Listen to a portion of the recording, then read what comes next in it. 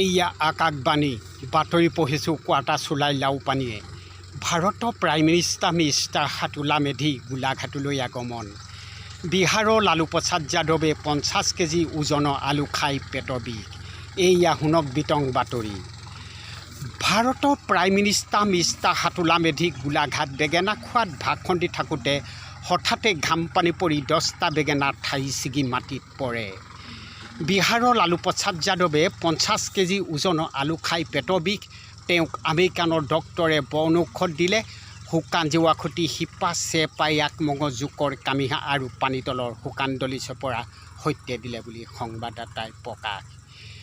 বিহাৰৰ পৰা 3টা বিহাৰী অসমলৈ বুলি লেপ চিলাবলৈ আহি থকা অৱস্থাত মচুৱাভঙা ঘাটত নাও ডুবি থিতাতে 3টা বিহাৰী মৃত্যুবৰণ ঘটে।